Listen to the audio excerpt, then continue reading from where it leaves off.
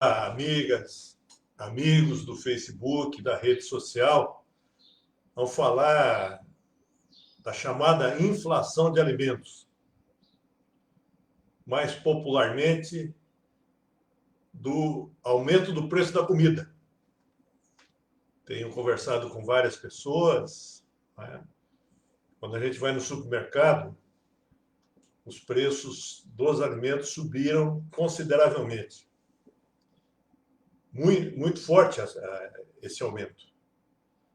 E com alguns destaques, né? O leite e os derivados, queijo, iogurte, tiveram um preço aumentado bastante. O arroz, o feijão, alguns embutidos, linguiça, salsicha, os legumes, verduras, frutas.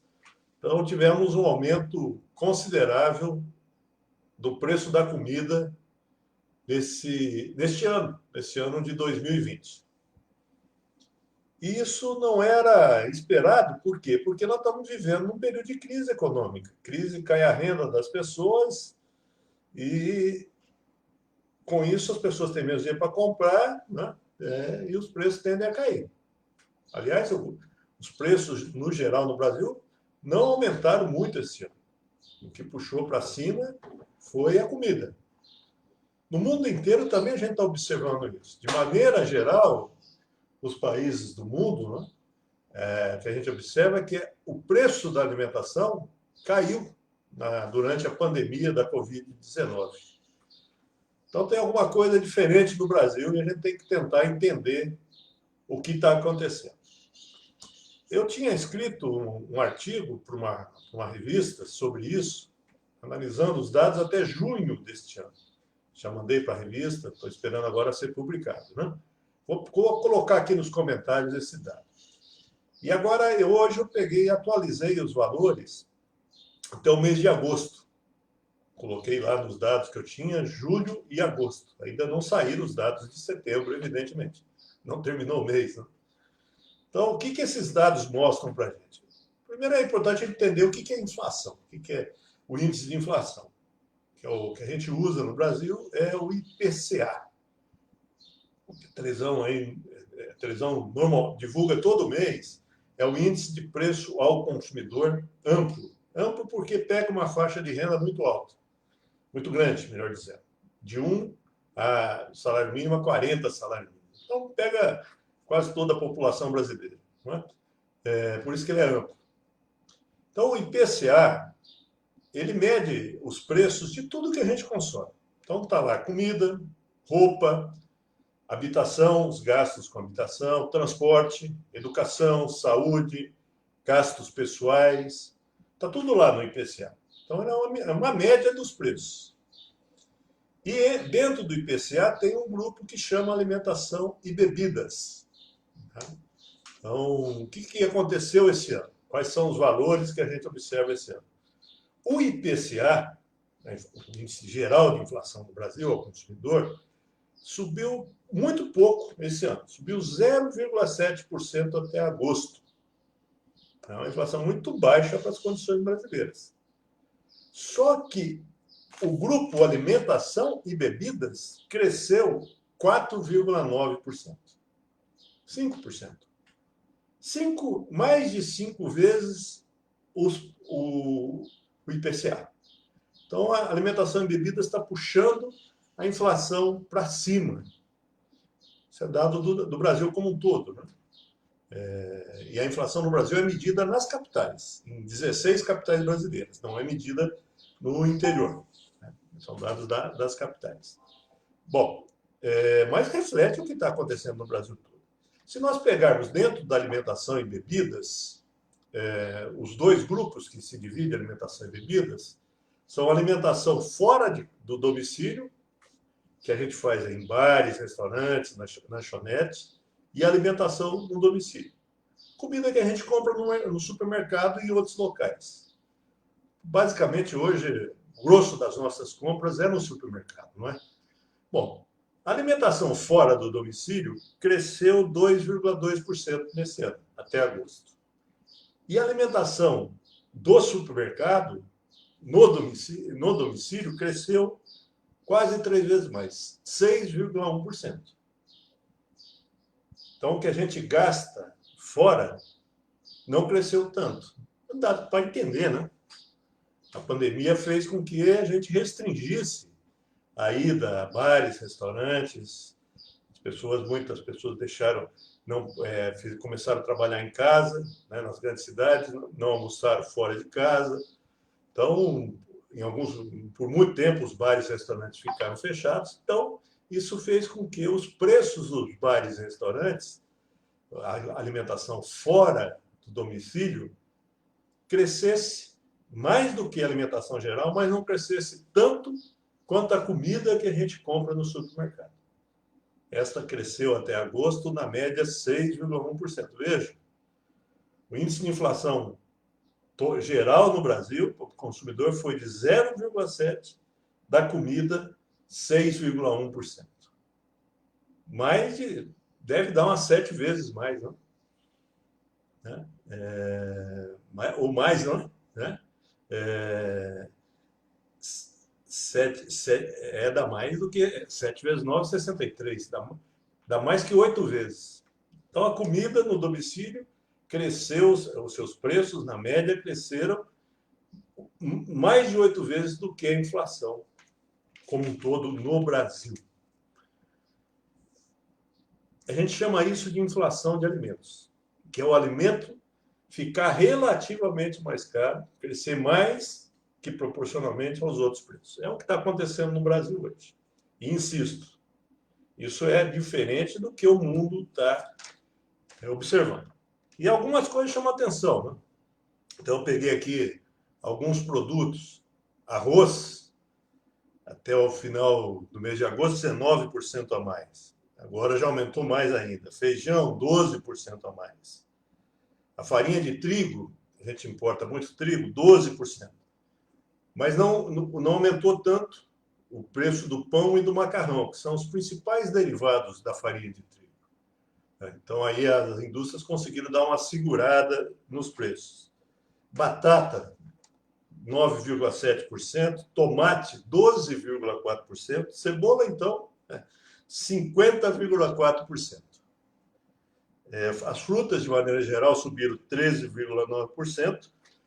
A exceção desses produtos todos foi as carnes, carne de boi, carne de vaca, que caiu de preço esse ano, 2% quase. Mas se a gente pensar, é que a carne de vaca estava muito cara no final do ano passado. Vocês lembram disso? Como a gente chiou quando os preços da carne de vaca foram lá para cima, né? Agora, esse ano ela baixou, mas continua no patamar alto. Todas as outras proteínas, outras carnes, leites e ovos, aumentaram muito. Então, peixe, 4,5% a mais, carne e peixes industrializados, aí entram os embutidos, salsichas, linguiças, né? 6,5% a mais, aves e ovos, 5,9% a mais, o frango e o ovo de galinha, e leite e derivados aí subiu lá, foi muito alto o aumento, 11,2% a mais. Bom, então a gente tem um aumento aí, tirando as carnes de vaca, os diversos tipos de corte de carne de vaca, nós temos um aumento generalizado de preços dos alimentos no Brasil. O que explica isso? Bom, nós temos aí algumas questões a serem consideradas. Muita gente transferiu gastos, alguns tipos de gastos, que foram cortados ou zerados, para a compra no supermercado. Então, as viagens, por exemplo, as pessoas deixaram de viajar, deixaram de compraram menos roupa, gastaram menos em outras coisas, até porque o comércio teve muita restrição, o comércio que não é alimentício, né? Manteve-se fechado com restrição de funcionamento por muito tempo. Então, a renda das pessoas teve maior direção para a compra de comida. Aliás, estão dizendo, inclusive, que as cinturas dos brasileiros e brasileiras estão ficando um pouquinho maior, né, nesse período, de alguns brasileiros. Então, teve isso. A renda emergencial também ajudou que a renda dos mais pobres, especialmente, não caísse tanto, porque o desemprego cresceu muito na crise, os salários caíram, mas a renda emergencial, e ela tem que continuar no valor de R$ 600 até o final do ano. O governo não deve abaixar isso para 300, deveria manter 600. A renda emergencial fez com que as pessoas conseguissem ter dinheiro para ir nos supermercados. Então, tem um lado que é um bom lado, né? Não caiu tanto a renda das pessoas como poderia ter caído no período de crise. Agora, tem outras questões que poderiam ter sofrido intervenção governamental para evitar esse aumento de preço. A primeira questão é o câmbio brasileiro. Eu sei que é difícil, é um tema difícil, mas vamos tentar entender por que o câmbio, a relação dólar-real, influencia no preço dos alimentos. Então, vou imaginar que o câmbio esteja R$ 4 por $1 e que 1.000 litros de leite, 1 tonelada de leite no mercado internacional, só para supor, né? O Brasil importa muito leite, viu? É bom que a gente diga isso, leite e derivados. Vamos imaginar que 1 tonelada de leite custe $1.000 no mercado internacional. Se o Brasil, o câmbio está 4 por 1, nós vamos gastar R$ 4.000 para importar essa tonelada. Se o câmbio está 5 por 1, nós vamos gastar R$ 5.000 para importar a mesma tonelada de leite. Passa de 4.000 para R$ 5.000. Olha como o câmbio é importante. Quem importa por 4.000 vai cobrar do consumidor um preço. Quem importa por 5.000 vai cobrar do consumidor interno um preço maior. Então está explicado por que o leite encareceu tanto. Nosso câmbio, a moeda nacional está muito desvalorizada. Muito desvalorizada. Na exportação é um pouquinho mais complicado, mas dá para entender também. Vamos pegar o frango, que é um produto que a gente exporta muito, né? Carne de frango. Então, se o exportador obtém lá fora, vende por $1.000, vamos continuar com esses valores, a tonelada de frango recebe R$ 4.000, ele vai cobrar aqui dentro a mesma coisa. Não vai por vender lá para fora por um preço mais alto e aqui no preço mais baixo. Não adianta apelar para o patriotismo. Isso é ridículo, não é? Isso não. Não, você tem que ser patriota, supermercado. É um negócio. Nós vivemos num país capitalista, é um negócio. Temos que ter controles públicos sobre isso. Não apelar para um patriotismo que não existe. Isso é um apelo bem ridículo, que o presidente fez esses dias. Bom, então o exportador vende lá fora 1 tonelada de frango, recebe $1.000, troca por real, recebe R$ 4, recebe 4.000. Se o câmbio está 5 por 1, ele recebe 5.000 lá de fora. O que ele faz com o preço interno? Ajusta para cima. Então, o câmbio é um problema sério. O governo devia estar diminuindo a taxa de câmbio. Está valorizando a moeda nacional. Dá para fazer isso? Dá. O governo tem mais de 300 bilhões de dólares de reservas acumuladas no tempo do PT, que dizem que quebrou o Brasil. Deixou 370 bilhões de dólares de reserva internacional. Joga esse dólar no mercado. Faz o preço do dólar cair. E isso tem um impacto muito forte no que a gente importa e no que a gente exporta. Tinha que fazer isso imediatamente. É só isso que tem que fazer? Não, tem outras coisas. Vamos lá pegar alguns produtos. Vamos pegar feijão, tomate, cebola. Esses produtos têm possibilidade de ser plantados mais de uma vez por ano, né?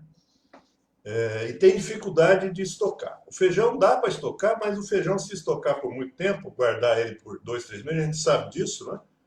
Os donos e as donas de casa sabem disso, que o feijão, depois de 3 meses guardado, não vai dar uma boa comida, né? Perde o valor. Então não dá para estocar muito. Tomate não pode estocar. Ele apodrece, não é? A gente pode estocar ketchup, atomatada, etc., mas o tomate em si não. Então, esses produtos, eles têm várias safras. O feijão tem 5 safras no Brasil. Então, esse aumento de preço pode ser que daqui a 1, 2 meses, com uma nova safra de feijão, feijão do inverno, a gente tenha um aumento da produção e cai o preço.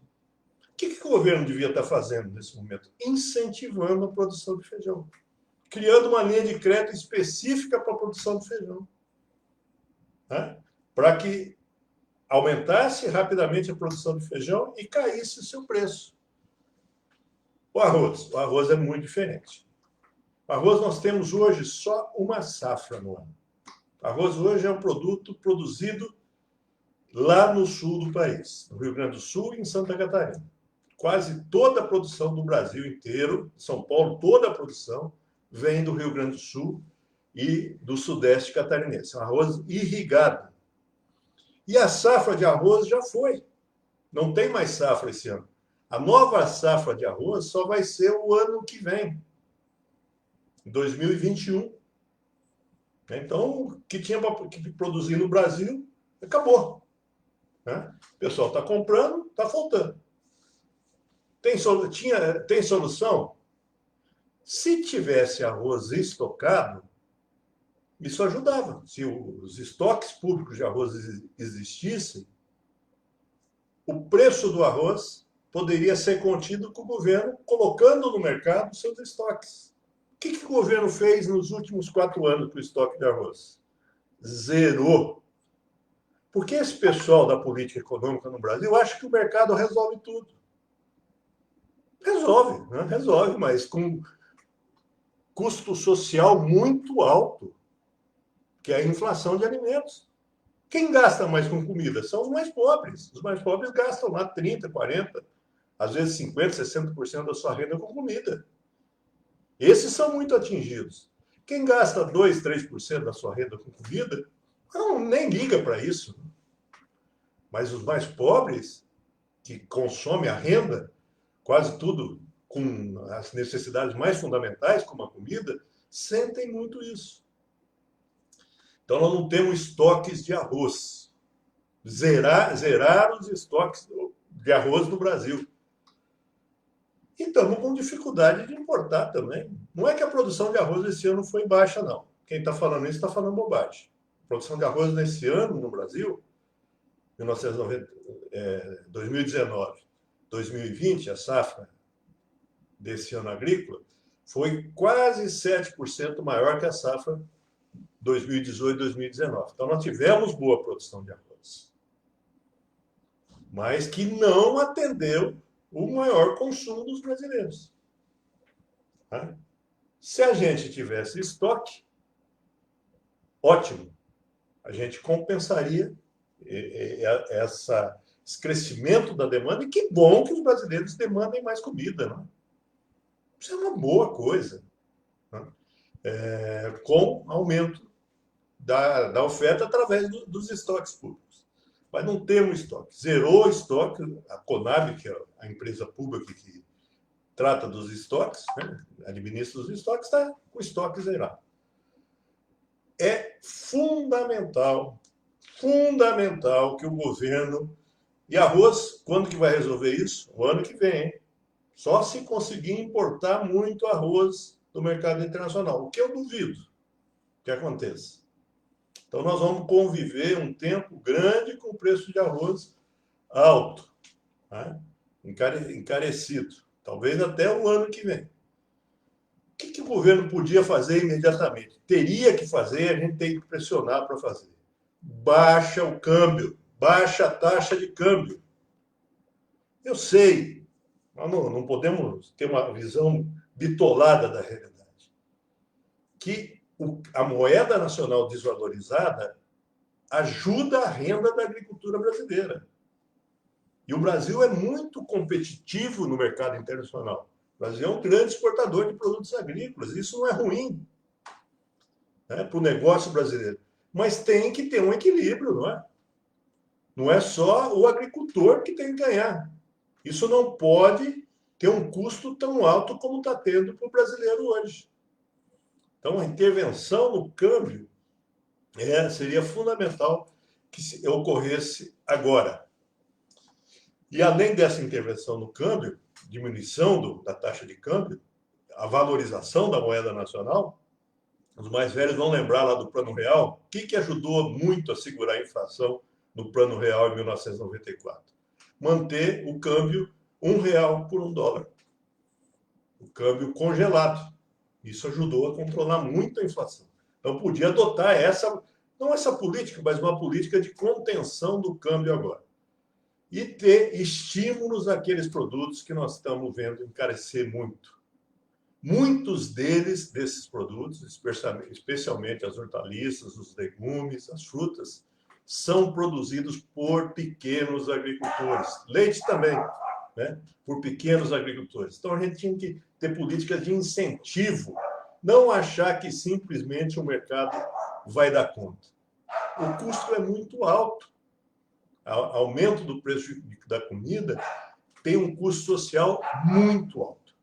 Então, eu tenho a impressão que nós estamos sofrendo muito mais do que deveríamos sofrer, especialmente aqueles que ganham menos, que gastam muito com comida, do que numa situação que o governo resolvesse não ouvir o Paulo Guedes, né, esse mentor do mercado financeiro, não ouvir o ministro da Economia, né, o presidente tomar ciência disso e perceber que tem que intervir em favor da população e não fazendo apelos que não têm sentido. Vamos apelar para nacionalidade, para o brasileirismo dos donos de supermercados. A gente pode acreditar em Chapeuzinho Vermelho, Papai Noel, Coelhinho da Páscoa, mas acho que a gente tem que ter mais conhecimento da realidade e intervir de maneira mais precisa na realidade. É possível fazer isso, desde que haja vontade política. Até uma próxima.